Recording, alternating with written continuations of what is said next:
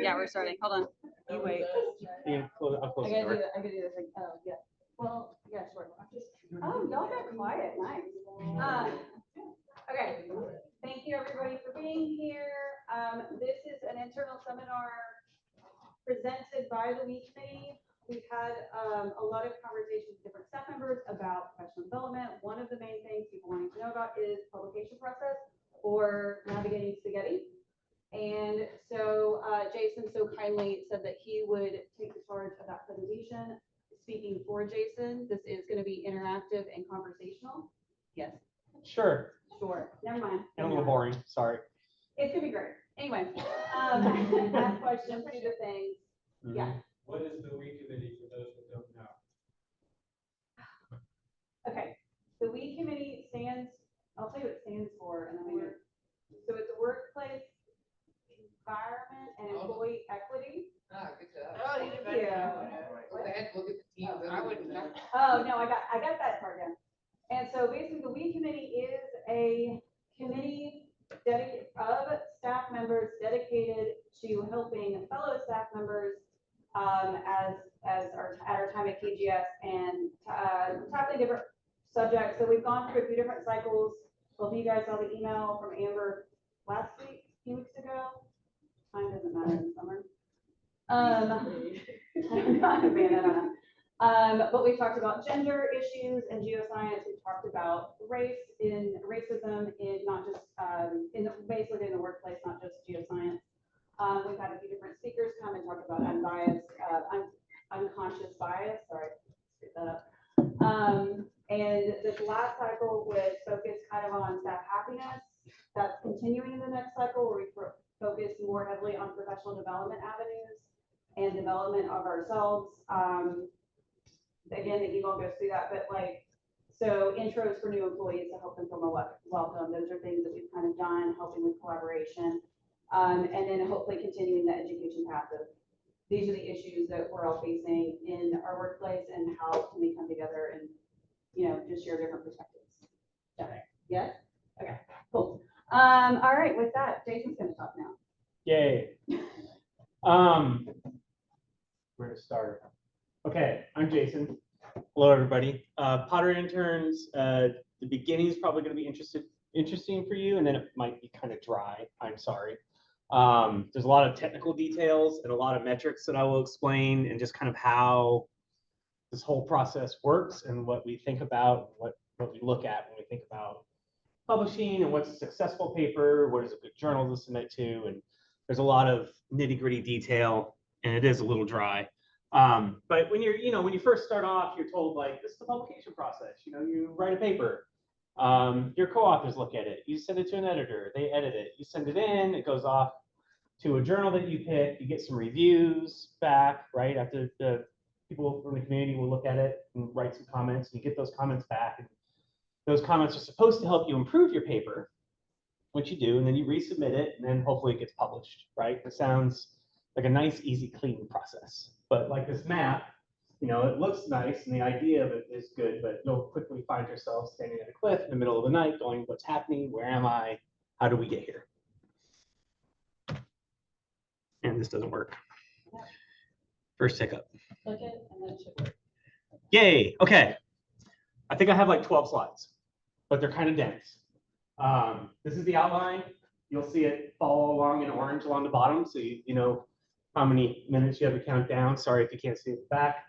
So we have an outline in the introduction. I'll talk about myself for a minute so you know why I'm the person talking to you today. Then we'll talk about what makes a good paper, how to choose a journal, submitting your manuscript, doing revisions, my perspective as an editor, we'll get there, and then how to figure out how your work was received. And lots of nuance along the way. Okay, so my qualifications, I started working here at KGS in 2018 till current, and I've been an associate editor for a journal called Quaternary Research since 2020. That's my previous work history up there. Why I'm up here is because I publish a decent amount. I have 34 peer-reviewed pubs. I think in the survey, I know Cortland and Steve Greb publish more than I do, but there's only two I can name off the top of my head. about 1,800 citations, H-index 20, and a few papers ranked above the 95th percentile. And none of that probably means anything to you right now. And that's the point of this talk, right? We're going to look at some of these metrics. Yes, all metrics are flawed, but it's what people look at and what we use, right? Okay. And see, it says it right there in orange. So yeah. Thank you. And over here is just a quick breakdown of the journals that I publish in most frequently with their impact factors, which we will also talk about. You see that they range, what's my lowest one? 1.36 to 10.75. We'll go over that too, what all this means. Okay, so start out, what makes a good paper? Well, what makes a good paper depends on who you are and what purpose you're reading the paper for, right? So if you're a student, undergraduate to like a graduate student, and you're trying to learn about a new subject, you're probably going to read the whole paper, right? And to you, a good paper is probably something that's written very clearly, that's understandable, doesn't have too much jargon, and has like a very clear method section. Because a lot of what you're doing is learning about how to do science, and you need those really clear methods so you can reproduce what you're reading, right? Or help you design your own study. Once you get more experienced, it comes really down to figures and good figure captions, right? So any good paper, an experienced person should be able to pick up, read the abstract, look at each one of the figures, read the figure captions, and read the conclusions, and have about 80% of the information without reading any of the internal text, right? So two very different ways to read a paper depending on where you're at in your career. And you'll notice I put short on both. There's, everybody hates a 25-page long paper. Everybody loves a good, solid 6-page paper, right? Because time. And then I guess the last thing is when you go to write your own paper, emulate aspects that you like. I tell people this, they do the same thing with posters, right? Go to a poster session with a lot of posters and note down bits of graphic design and how things are presented that you like. Same thing with papers. Look for style, look for figures, figure color choice, how things are presented, and kind of emulate that in your own papers. So it helps you with your writing process. Okay. Questions so far? No. Okay. Dead silence. Awesome. Let's see if this works. So we're going to talk about if this will work. Where's the internet? Did that work? Nope. Oh no. This is not good. Fine then. We will do it manually. Who's heard of Scopus before? Oh, good. Okay, this is Scopus. It is a free online tool run by Elsevier. There's a little tree of knowledge, a little Elsevier logo. You can, yep. Can I recommend that you log in through UK Library so everybody has institutional access? I don't know how to do that, but sure. I'm sorry, I'm the librarian. Yeah, okay. So if you go to the UK Library's main page, Scopus is one of our main recommended databases. And when you log in with your credentials, you'll actually have access to the full Scopus and as well as your ability to save and use other features. So, yeah. And then, yeah. There, okay, cool. And you'll log in. Oh, maybe this is some of the features I couldn't find. Oh, it looks like you're already logged in. Okay. Yeah. So we're good. Okay. So everybody's on Scopus, if you publish a paper, like you can't hide from it. So if you go to authors, and I'm going to use myself as a guinea pig today because I don't want to make other people look good or bad, but I'll make myself look bad and I don't have a problem with it. So you can type in your name and search and you can find a person. So there I am. And we can click on my name. And that will give you a history of my publications, and all my documents should show up here. Like this is automatically generated.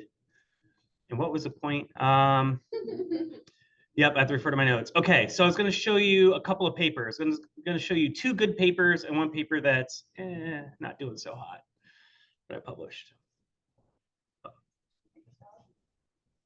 Huh? Just one more citation to 1,000. Oh, well, there you go.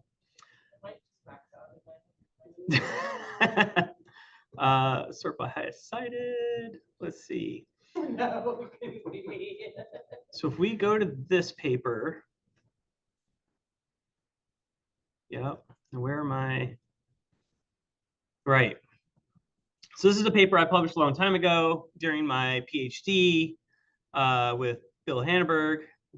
And you can see, okay, I've got 204 citations and it's ranked at 96th percentile. So what that means is that in this group of literature that Scopus ranks us in, which is earth sciences, okay, this paper is somewhere in the top 4% of read and cited papers globally. So this paper's doing pretty well, right? And this is a field-weighted citation index. Oh, sorry, impact. Basically, this takes into account the age of the paper, document type. I think maybe if you dig further into the metrics, the journal that it's in, right? Because that can help or hurt you. And you know how much it's been read on weird things like Mendeleev or shared on threads and all that sort of stuff. So like one type of impact it's had.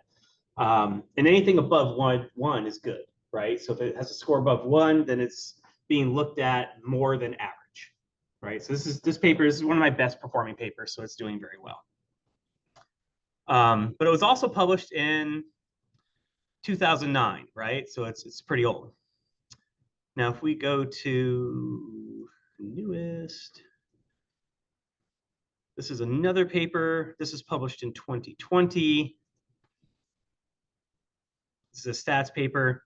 It's also doing well. But look, it only has 18 citations, right? So it's just not the number of citations you have. It takes a lot of things into account. It still has a very high impact.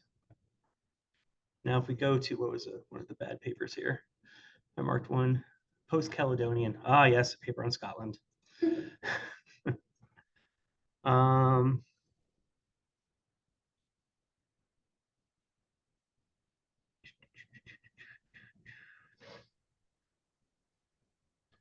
Where are you hiding? Is that field-based?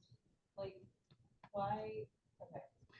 Ask. 18 citations that are in the 96th percentile, and then your other one has over 200. Mm-hmm. But obviously those are two different numbers. So why? It sounds like the second paper actually is a higher. It's older, right? So papers, this is a really good point. Okay, so papers have like a life cycle, right? And that life cycle tends to end at about 30 years, right? So it's very rare that your paper will get cited after 30 years. In the beginning, it doesn't get cited very much because nobody knows it's out there, right? So there's a ramp up time of no citations your first year, you start getting citations, they build up, probably hit a peak around 10, 12, 15 years, and then it ramps back down. And it becomes irrelevant because the community's moved on with ideas since then, right? You can change, you can look like how you stack up against other fields, but all these are in earth science because I'm an earth scientist. That's how my thing's set up by default. So it's the same field that's being compared. It's just that one's new and one's old. One has 18 citations, one has over 200. But if you think about citations per year, they're basically performing equivalent to each other because of that ramp up. So it takes into account a lot of things. This one, not so much. Look, it's in the 43rd percentile. Its impact is below 1 by a lot. let me roll that up. So this paper is not well loved, and that's that.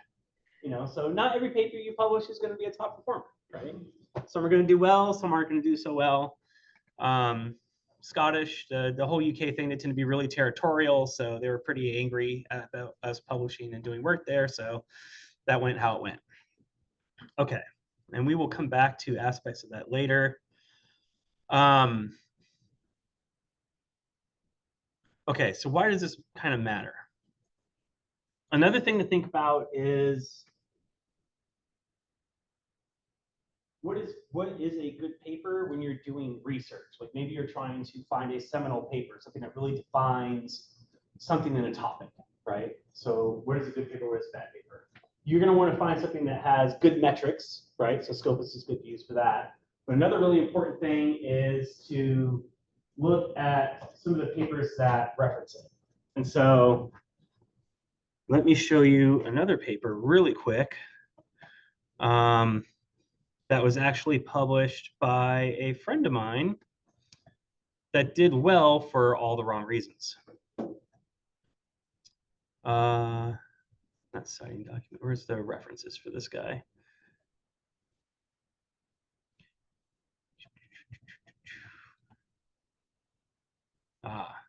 Here we go. So Marie Luce, well-performing paper, has 112 citations, 93rd percentile, has a good impact, but this is a bad thing in this case because this paper is routinely cited as what not to do with statistics when looking at dating glacial landforms, right? So she was a graduate student, her PhD advisor had a particular agenda and gave her a certain statistical tool set that gave an age to everybody in the community was like, what are you doing? Right, so it's an often cited negative example. So just because you find a paper that's cited a lot doesn't necessarily mean it's good, right? You're going to want to look at papers that cite that paper and see how they refer to it. Yes? So you're the author on that paper, and it's getting cited as a negative example. Still a good citation, that's all right. A few people have made a career out of that. Well, let me rephrase that. Just to give it from a cynical standpoint. Yes, there is a check on that. I know of a couple of people that have made a partial career out of that, and now nobody will publish their work. So there are consequences to that sort of thing. This is our only paper that she has like this, but it is by far her best performing paper, and she is not happy about it. And she actually called me and yelled at me because I cited it in that one paper. But I needed it because I was doing a review, so I'm like, eh. But you can. It's one of the things that you could do also in here is if we go back to this stats paper, like these are my references, but at the top, you can see cited by 18 documents.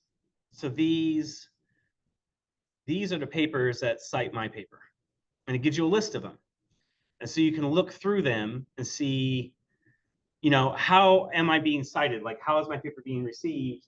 Am I being cited in the introduction as like intro fodder? Are they actually taking my ideas and using them in a discussion and building off of what I've done? And also what communities. So I'll come back to this later, but this particular paper, because it's a weird stats paper, got picked up not only by the geology community and looking at dating things, but they also used my method in adjusting traffic flow in China. And it became part of some statistical methods approach there and how to time streetlights and other things. So I thought that was kind of interesting. Okay, back to PowerPoint. And then there's another little bit of information, and this is kind of fun, is looking at publication dates. And so I have an example here.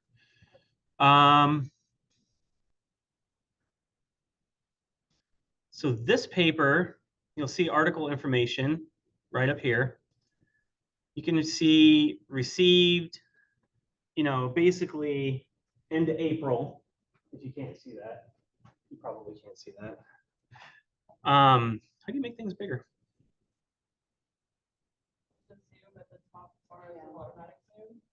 Ah, nice.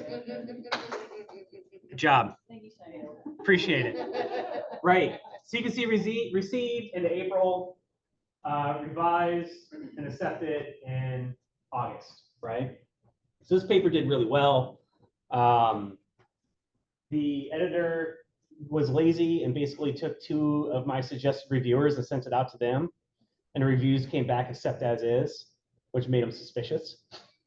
So we sent it out to 2 more reviewers, and those both came back as accept as is as well, right? So I got 4 reviews back, did the revision, which is just like minor text stuff, and then it was published. So that's like a few months, right? May, June, July, beginning of August. So really like three whole months from submission to published. And that's really fast for the peer review process. Now this other paper, you will see a different story. This was sent in at the end of October in 2012, and the revision came in July 2014. That is a gap. It's like a year, 9 months, right? So this paper was a real struggle. And it wasn't necessarily for what we did. The data on this paper were, let's give the word shocking, and the reviewers accused us of making up the data. And it wasn't until over a year later that another research group went out and collected their own data and were also shocked and verified our data that the journal was willing to accept it because it was so shocking. So it wasn't until a completely independent group verified it. So that's one of the reasons why it took really long. But this gives you a clue. When you have a big gap, so one of the things I was trained as a graduate student when looking at papers is there a huge gap between submission and acceptance, right? Because if there is, that means there was some major hangup, whether that's a major flaw in a paper or a problem with data, or they need to go and do field work. There's some major flaw, and so you should kind of try to refine that flaw or look at that paper really, really critically, right? Yes. So I'm assuming it's original receipt date and then final revision date. So there could be multiple revisions in between. Correct. Or, okay. Mm-hmm. And then could it also be the authors, or they get, here's our list of required revisions, and it just takes them a really long time to do that and then send it back. Could be, but that's why you don't want to do that. That's why you don't want to do it. And so it's just like in the journal's purgatory, like it's just in their little area until they decide they want to publish it. So it's just kind of like in a queue or something, or because they never. No, that's a different date that you saw in the other paper.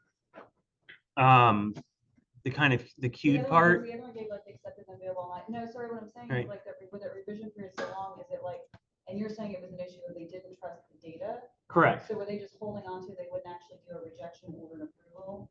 And Correct. then- They just left us in limbo, which is a really crappy thing to do. Yeah, exactly. Yeah. Okay. Gotcha. We could have like pulled our paper from them at any time and went to a different journal. Okay.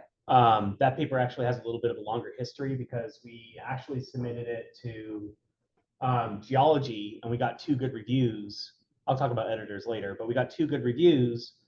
And the editor at the time, she had her editorialship stripped off of her against her will and was very angry and just rejected everything that was in the queue, including our paper. And so we were doing good with that one, but then we went to another journal and we got desk rejected because they said it didn't fit the scope of the journal very well. And then we went here and they were like, oh, this is great, but your data seems unbelievable. So this paper was just a struggle. Despite that, now we'll get to that too. It's doing well. Okay, so that's just another thing to look at, right? So if you're trying to find a good paper, those are some things to keep an eye out for, right? So what are its metrics? How are people citing it, right? Are the references good or bad? And look at the publication statements. Okay, questions before we move on from this? Okay, choosing the right journal. Things you want to think about is what's the reputation of the journal?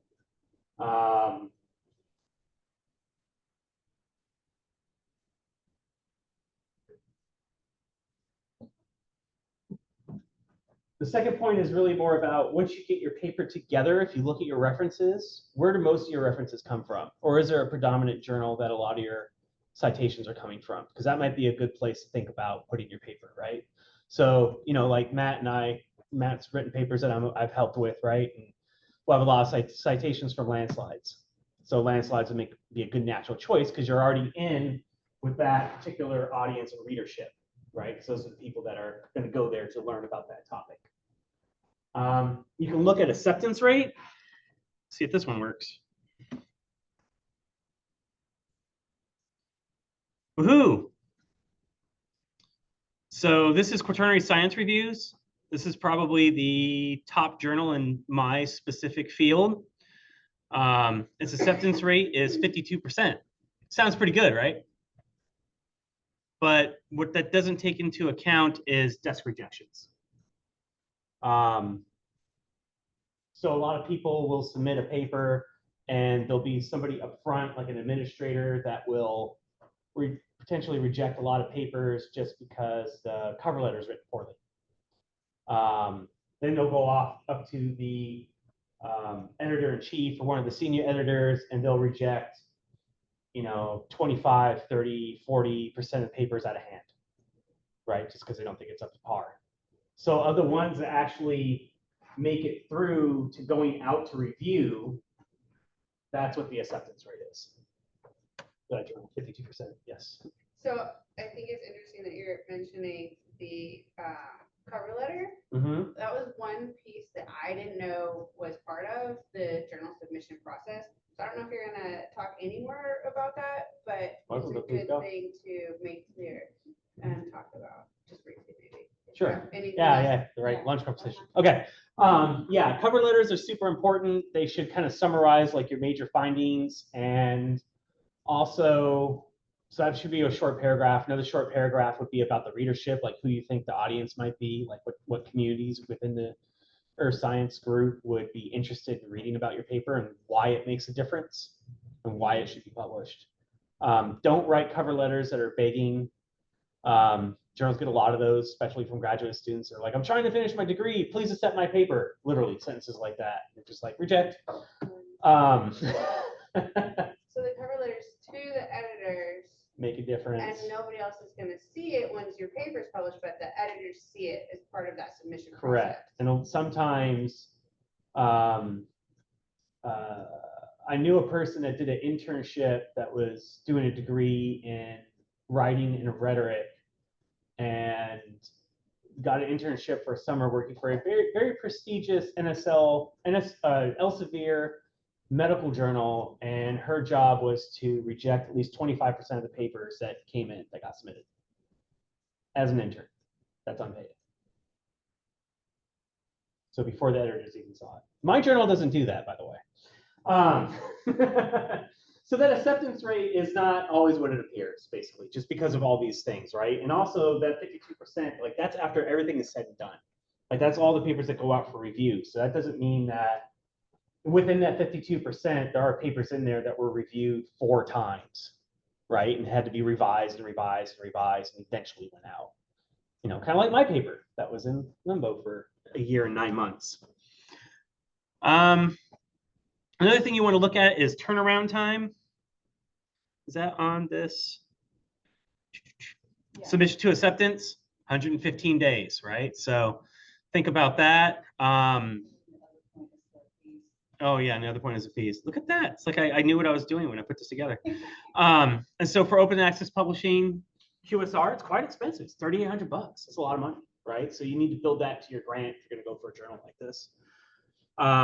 My colleagues in India that I work with actually refer to this journal as the Fast and the Furious, because the rejections come hot and they come fast. And that gets back to that 52% acceptance rate because they get desk rejected all the time. I was going to say, would you want to just explain briefly the difference between open access and not open access, and then like that fee? That's coming. Okay. It's fees. Sorry. Okay, so journal fees. There's different kind of things out there. I know we've talked a little bit about this before. Some journals have a flat fee, like QSR. Some journals, like Journal of Glaciology, very good journal, have a page fee. There are flat fee plus a page fee. So it's like, I forget, it's like $1,000 and then like a certain amount of money for every page over 8 pages. Right? They'll charge you for color figures. So that's an important thing to know if you want color figures in print, or if they're key, if you have like a really complex figure. So I try to draft a black and white figure for the print edition, and then I have a color figure version for the online edition that I would also use in like PowerPoint talks. You may need to pay for editing, you may not. We have an editor, so you don't have to pay for editing.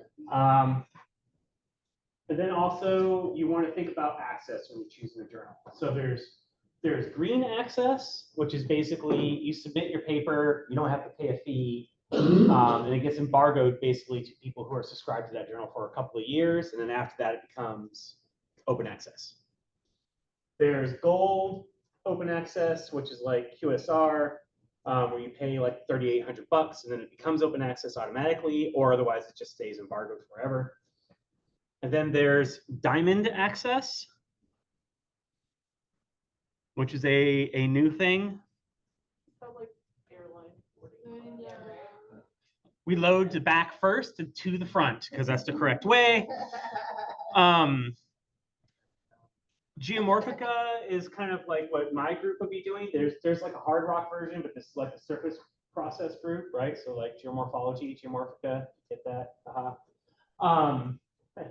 They're diamond open access. So basically, I don't have to pay to submit the paper or have it published, and nobody has to pay to read it. All the money comes from a giant fund that is housed through philanthropy and like billionaire donors and all that other jazz at Penn State. And there's a whole series of these journals, right? So these are just open, free to everybody. So that is a thing. And then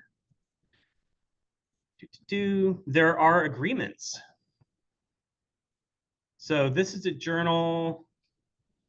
Guess you can't see it. Quaternary Research. So we're through Cambridge University Press, and we have a transformative agreement. So basically, if your university has made an agreement with the Cambridge Core, then you can publish for free and read for free.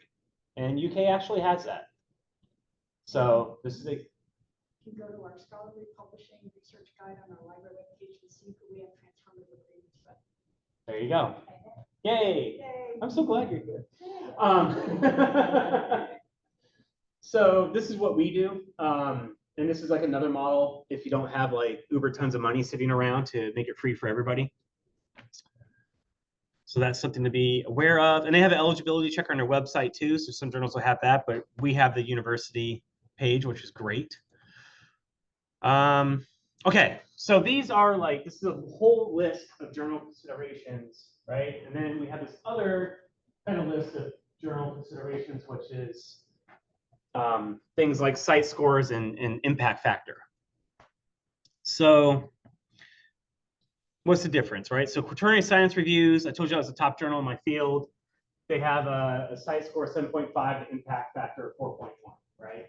Quaternary Geochronology, this is where my stats paper is. It's kind of like a really good geochronology journal, but it's stats lower. And then my journal, Quaternary Research, a little better, a little worse. Depends on which score you're looking at. The only difference between a site score and an impact factor is one comes from Scopus, and the other one is from Web of Science. So where's the other paper that I had up? Quaternary Science Review. So if you're back in the Scopus, right, we're on this paper, you can click on the journal and the journal's metrics will come up. So you can look at the journal metrics here as well. You can also see what subjects they rank well in. So Quaternary Science Reviews is ranked 92nd, right? Or 92nd percentile in geology, which is pretty good. 99th in archaeology. Quaternary Geochronology, you can see it's ranked 77th in geology, right? A little bit better in stratigraphy. Oh, that's lithosphere. That's a different journal, whatever. 72nd percentile in geology. So you can look those kind of scores up, and you can also look up on the web page of the journal itself. If you put in impact factor, you'll find these, the other numbers. Where am I at here? From the Web of Science, right? That'd be listed as their 2-year, their 5-year impact factor, right? So the idea is that the higher the site score, the impact factor, the higher the readership they have, and the more people will see your paper, right? So if you're a young, plucky researcher, and you're bright-eyed, and you're like, I'm going to win the Nobel Prize one day before I turn 30, you really want to go after those high impact factor journals like Nature and Science, so down here, okay, so what does impact factor mean? Below 1 is the average, 2 to 8 is good, 10 plus very good, 20 plus exceptional. Nature and Science are uber high. That's probably the highest anybody here would publish in. There are ones that are higher, but they're not like earth science specific. These are like biomedical journals. So one thing to think about, like this range 2 to 8, that may seem kind of broad. It's all kind of the same, right? Whether you're putting your paper in a journal that has an impact factor of 2 or like 7.5, it doesn't really matter. A lot of people get hung up on that. It really honestly doesn't make a difference. You need to get into the 10s and 20s to have a real meaningful difference in readership and how your paper is going to be viewed, right? So basically, it's either your paper is good and people are going to see it and cite it and it's going to propagate, or it's not good. It's not going to go anywhere. You know, putting a mediocre paper in front of a large audience is not going to get you cited a lot. So as a community, we spend not enough time thinking about the stuff in the left column and way too much time thinking about the stuff in the right column. Like I've been in debates with co-authors where they're like, well, this journal has an impact factor of 3.1 and the one that you like has an impact factor of 2.8. So this one's better. We should go there. And it's like, it doesn't matter, right? What you want to think about is this stuff. Does it fit your readership? What's the turnaround time? How much is it going to cost? How much effort are you going to have to put in? You know, if you go through these higher impact papers or journals that are like 10 plus, the rejection's a lot higher, right? The reviewer demands are a lot higher and a lot more extensive. The writing formats are usually shorter. It is really difficult to write a 4-page Nature article versus writing a 10 or 12-page normal article. It's hard to make it that short and still get your point across. So you spend a lot more time dealing with those things. Okay. Questions? No. All right. Predatory journals. Who's heard of these? Yay. What's a predatory journal? Who can tell me without reading the slide? Aha. They're scammers. They're scammers. Yeah. Yeah, not really. Sometimes, yeah. So there's spammers and scammers. Yeah. So down here, right? So predatory journals, they range a gamut between they take your money and they never actually publish the article, which is a true scam, to they take your money, they publish your article, and they're actually a real journal, but they basically publish anybody who pays them, right? And another thing that they do is you get cheated. I think the most important part is you get cheated on the review process, right? You get very poor reviews or very limited reviews or reviews from people who aren't experts in your field, right? So there's no feedback on how to make your paper better and make your ideas better, right? Which is a really important part of this process. Some legitimate journals act like predatory journals. Another link. Decline. Right, so this is a nice little web page that shows you what a predatory journal is. Why did I have this on here?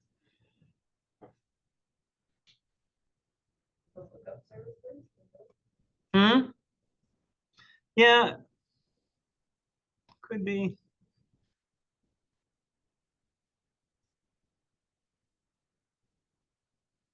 I don't know. I don't remember. That's what happens when you don't practice talk. I do have an example though. That's good. That can work. So, Science Publishing Group. Not to be confused with Science, the journal. They have 100-something fake journals. And they all sound legit. Yeah, the American Journal of Pediatrics. It's not real. So that's interesting, right? So these are all like straight up scam journals that are run out of a publishing office housed in Pakistan.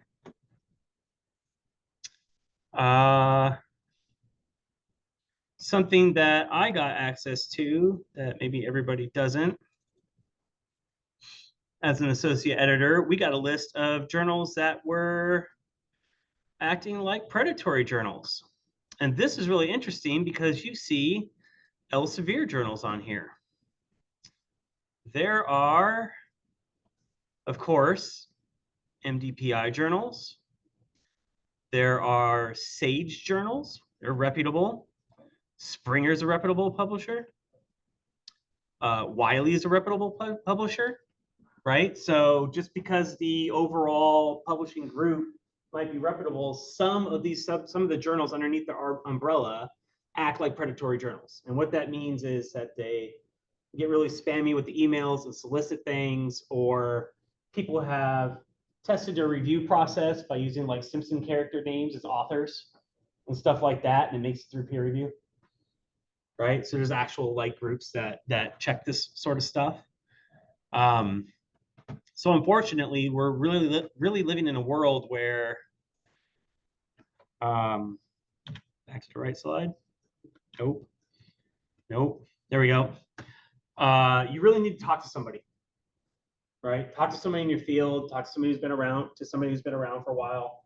You know, every subdiscipline has a different culture to it, right? So like the glaciology community, Journal of Glaciology is one that we go to all the time, even though it's expensive and it's paid for by the page, right? In my specific thing, thinking about tectonic geomorphology and recent stuff, Quaternary Science Reviews is a really good journal, right? It has a high impact factor, maybe not the highest, but it's really well read, and it's on pretty much everybody that I work with. It's on their reading list every month, right? So it just depends. Like Matt, you like landslides. What else do you go to? It's a common one. Right. So you know, right? And this is the point. So if you're going to do landslide work, talk to Matt. Right? So other things to look for besides reputation of the journal, look at the list of the senior editors or the editors. You know, who are they? Are they well-known people? Check the journal website, look at the instructions for authors, look at the review process they detail out, see if it's legit. And then there's some certifications that you can see if the journal's part of. Yep, new journals can look like predatory journals. I think this is where a lot of some of the MDPI journals now kind of fit in. In the beginning, it was like super scammy, and then they started gathering momentum and published some articles. And some of them, if you get online, you'll see that in certain fields. Like some of the biomedical fields, the reviews are still a complete joke, and they'll basically publish anything. But in the earth sciences, they seem to be doing better. So again, it just depends. You will see like 4 articles in there, right? And some new journals will also, they haven't been around for at least 3 or 4 years, they won't have an impact factor yet. Well, I guess I'll come back to that story. Reputable journals, like easy ones to go to are like AGU and GSA journals, PNAS, PLOS, Cambridge, Wiley, The Evil Empire, that's Elsevier, and MDPI. So, funny story, my journal used to be, I keep saying my journal, I'm just an associate editor, I'm not an editor-in-chief, so it's not my journal. It's just a journal I'm associated with. We used to be part of the Elsevier group, and then we went to Cambridge because of open access reasons. But Elsevier, they've got money and power behind them, right? So our impact factor has dropped by 2/3 since we left Elsevier. But we can sleep at night, so was worth it. So if you want to find a top journal in your field, do some Scopus research. Think about timeline. So that asymmetry paper that I showed you, that with the 200 citations, I put that in the Journal of Geomorphology. It's a bread and butter standard-based journal for my field. It's not a great one. It's not a bad one. If you got something, you know, modestly interesting, it's where I would go, is Journal of Geomorphology. And I honestly had a really exciting paper. This is the one that got 4 reviews, except as is, right? I could have put that into a higher tier journal, but at the time I was doing a postdoc. I was on a 2-year contract, and I was looking for faculty positions. So I needed to pump out papers as fast as possible. So I took a really good paper and put it in a mediocre journal because I knew it would sail through. Because time was the thing I was worried about. So when you go to do something, you know, think about it. If you're in your PhD program, here at EES, you have to have 2 accepted and 1 in a pipeline, right? So if you're trying to finish off your PhD, just get it out, right? Don't worry about writing a nature paper. If you have a paper that's part of a larger plan, you know, so you've got like a 3 to 5 year grant, and this is a seminal paper, you've already got 4 or 5 papers out of your group, you know, building to this top paper that's gonna gather all these ideas together, and this is supposed to be the high impact one, then yeah, if you want to sit around and wait and go for that high impact journal and deal with the reviews. So it's very situational on what type of journal you want to go for. Any questions? Checking in. Yes. I know why Elsevier would be considered the evil empire. If you care to elaborate. No. I'll let you do it though. Speaking to my help. I was a lot of librarians know this too, but they have kind of a reputation also for like taking a lot of public research that was not funded by them and then charging an exorbitant fee to access the research afterwards. And because they've been around for so long and stuff like a whole lot of smaller journals, they're kind of like a conglomerate that does have a lot more clout. Not for any super good reason, just the fact that they're very, very big player. Mm-hmm. The gatekeeper law of knowledge. I'll add to that really quickly. Elsevier publishes incredibly important journals and publishes incredibly important work. And because of their reputation, because of their quality, they can charge whatever they want. And just a couple of years ago, the entire state university system of California told Elsevier to shove it. They're like, they just canceled it. It was unprecedented, never happened before. And then 2 years later, they were back. Because faculty at those universities needed access to those journals because that kind of publication, that research isn't being published anywhere else. They are the evilest of evil empires, and I can shake my tiny angry fist all I can think about them, and I will not speak into your lapel. So I have very strong feelings about Elsevier. Who wants to hazard a guess about what percentage of my papers are in Elsevier journals?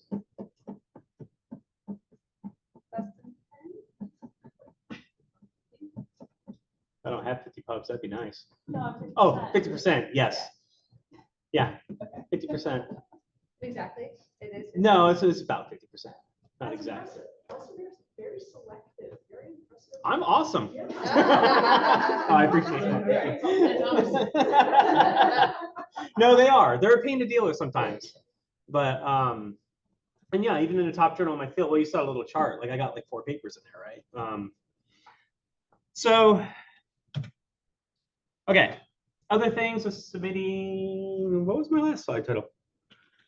Choose the right journal. Okay, submitting your manuscript. Okay, so let's say you've gone through all that, you've done your scopus research, you've talked to whoever's senior in your field, you got some advice, and you picked a journal. Okay. Another thing that goes into picking a journal, and a lot of journals are moving to this, is submit as you like, right? So the formatting that you want to submit in. And I really like that because if you get rejected from one journal, then you have to completely reformat everything, the headings, title, the structure, the way the references are done to suit the next journal, right? And so I don't like to reformat things a bunch of times. So another quick example, I strongly suggest, this is Meredith's unpublished paper that we're working on for looking at root strength indexes. Come on, give me 2 pages. You're not going to, side by side, whatever. This is kind of how we do it. We kind of put it in a journal style format. We put in a couple of columns.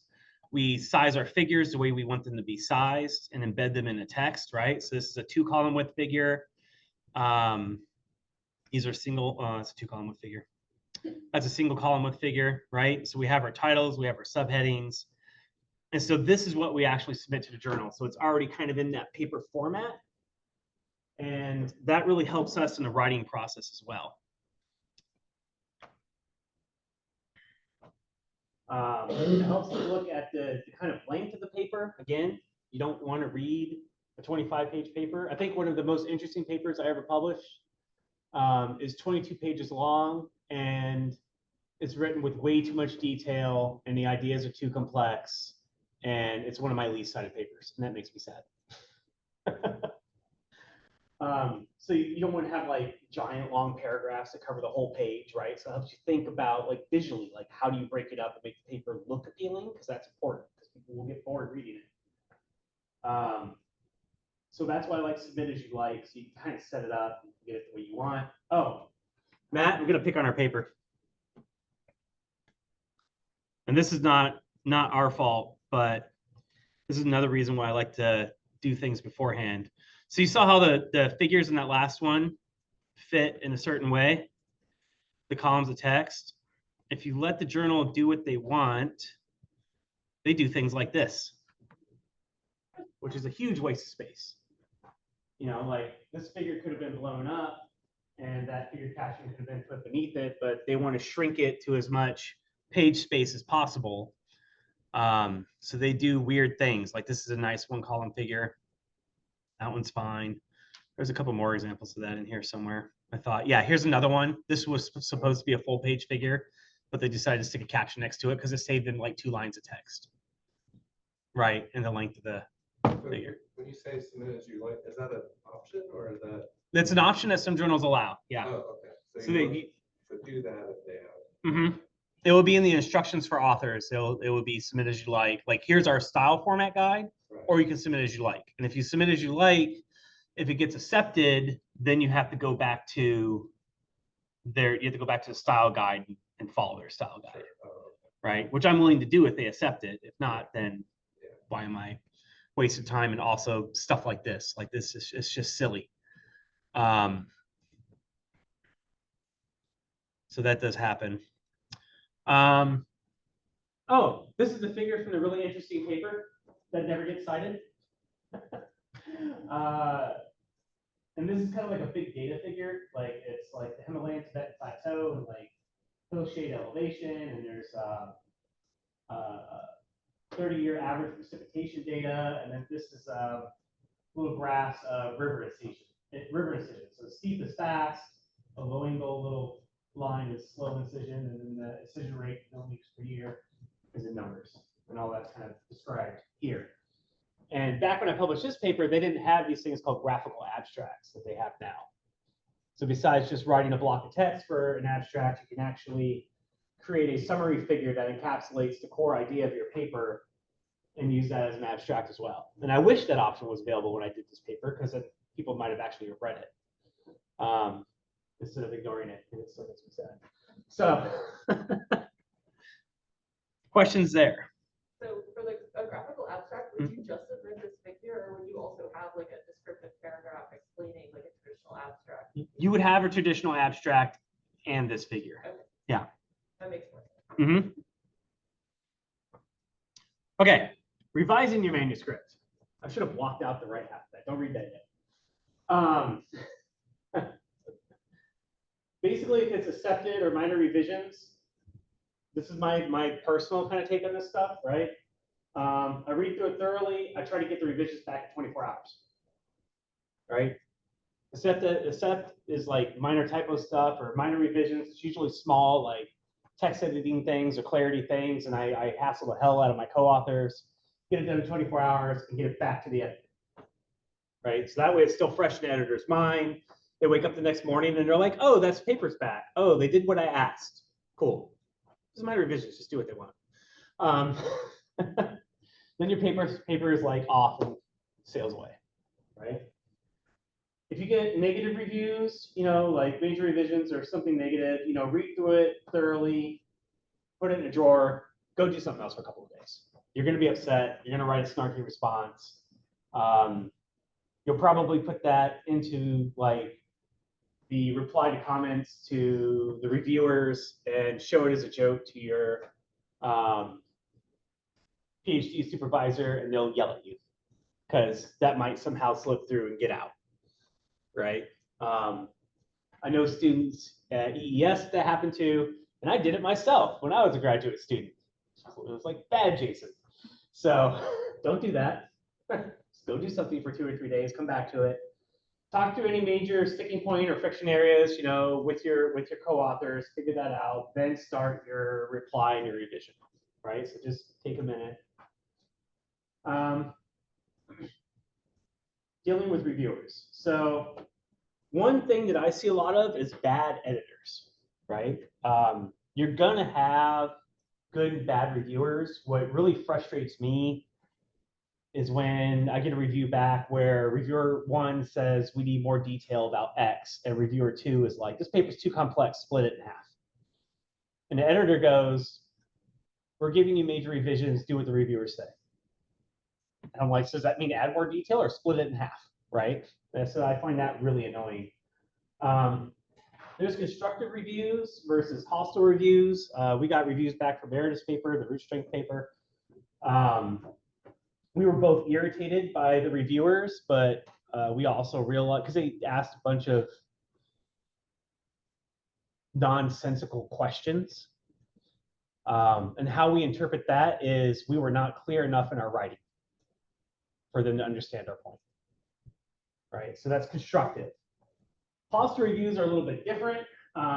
That's somebody who like hates your guts, doesn't want you in their field area, or you get things like this. This is not a direct quote, but pretty much a quote from one of the reviews I got for a paper.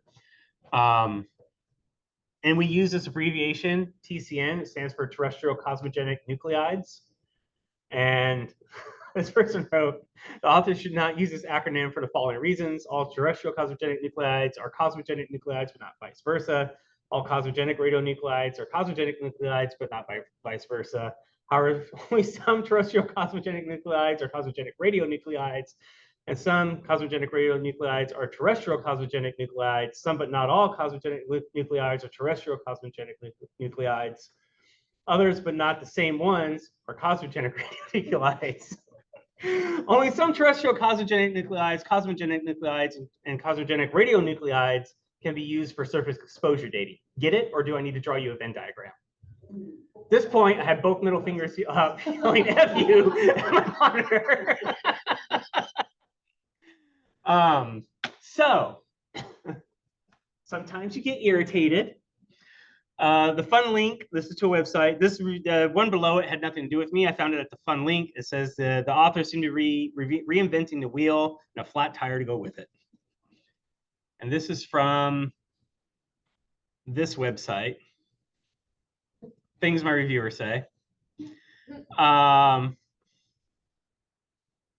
Yeah. And this is just generally, there's this meme about reviewer number 2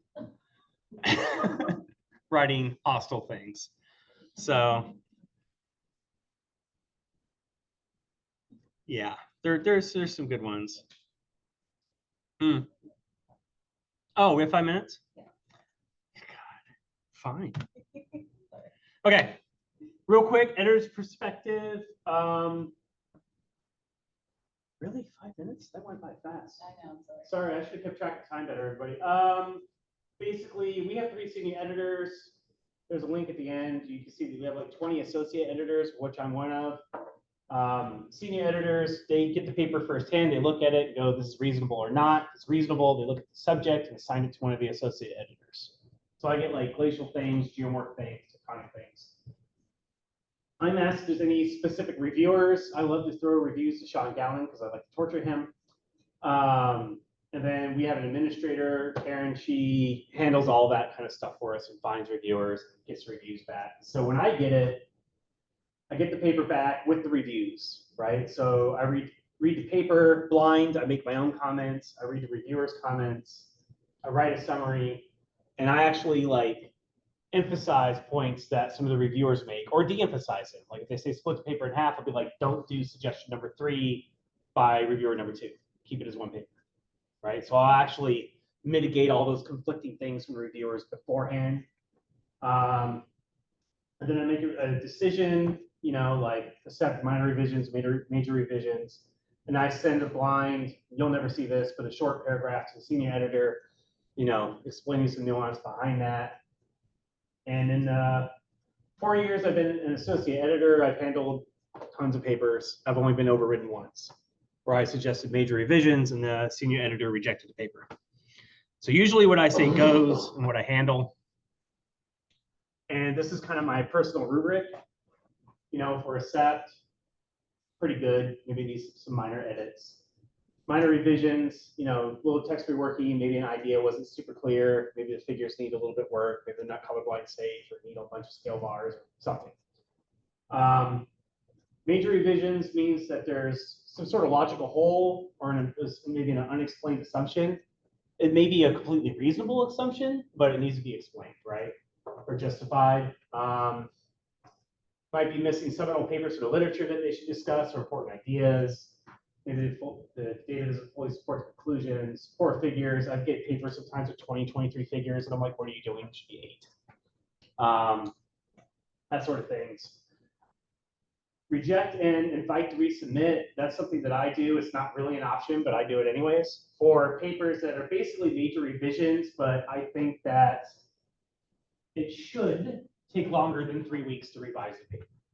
Because once I send out major revisions, clock starts ticking. You have 3 weeks to get us to the revision, right? So if there needs to be some more data analysis, something like that, I'll reject it and I'll write a really nice letter to the author and say please don't take this review negatively. I would like to see this paper published in our journal. Please resubmit it. Here's a list of things to account for. And I'll explicitly say I didn't pick major revisions because that would only give you 3 weeks, and I think you might need longer than that, right? And then reject is because it's probably poorly put together, or maybe even it's bad enough that it can't be reviewed yet because it's not polished.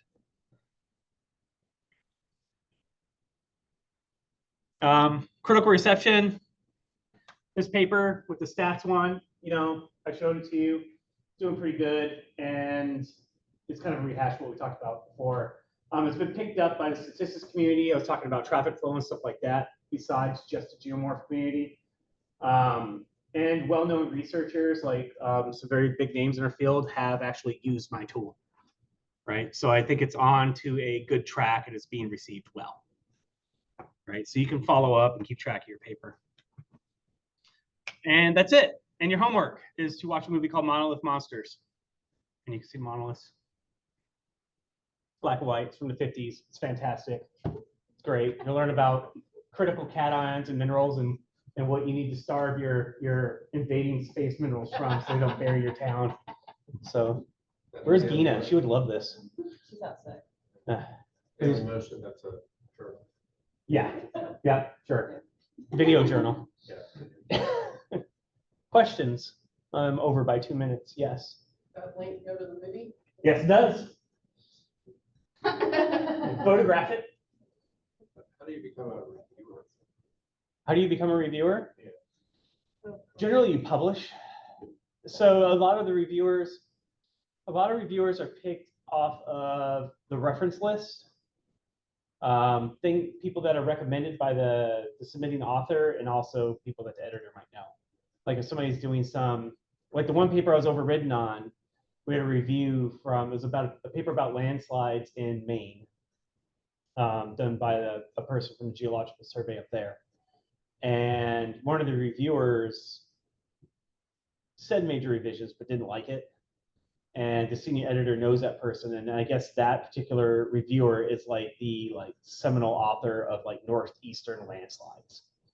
So they're I know this guy, he's been working here for 50 years. If he thinks it's not good, it's not good. And I'm okay. So, but yeah, it's kind of how you become a reviewer. Becoming a editor, do some guest editing, and so for my journal for quaternary research, if you guys have anything in the quaternary it's interesting and you want to guest edit, put together a special issue, I can help you with that. So. Any other questions? I thought this was super boring. I thought it was kind of dry, but I appreciate it. Is there a predatory journal out there called Considering that it doesn't exist, I'm gonna go with yes. And before we go, I wanted to thank Helene for being here. Helene is our librarian. She's for the engineering department in earth sciences. And so if you need help finding a journal or learning the resources at the library, like Scopus or Zotero, she's amazing. Thank you. Yeah, she's been working with us with the interns. So, yeah. I took copious notes because I'm going to be meeting with our interns. Again, to put this in the context context of how undergraduates approach the scholarly conversation, and I might actually invite you to Sure. join us, because I really enjoyed this. And Oh, good. there's a lot that you talk about that I teach the context of this work, and putting this in context is really interesting, especially deceptive and predatory publishing, but Mhm. there's a bigger conversation to have here, and I would love for you to be part of that, so. Cool. Thank you. Yeah, thank you. Yes, I am delighted to support all of your research, whatever you need, access, lit reviews. Thank you, chefs, and if you don't, I have the power to buy things. You. Yeah. Or at least strongly suggest that we buy things. Yeah. I'm gonna oversell my. Well, thank you. We need a new core machine. Thank you.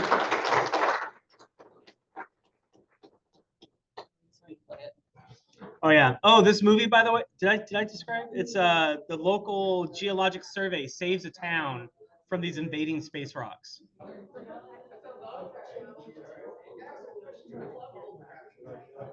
Yeah. There it is.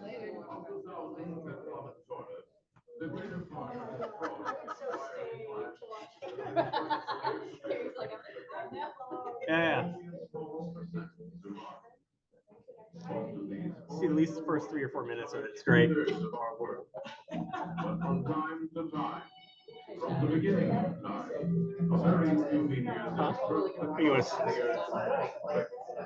stop recording. I mean, I'm gonna go to my doctor's appointment, but I'll touch base with you, like, at some point. Okay. knowledge buried within. So serious.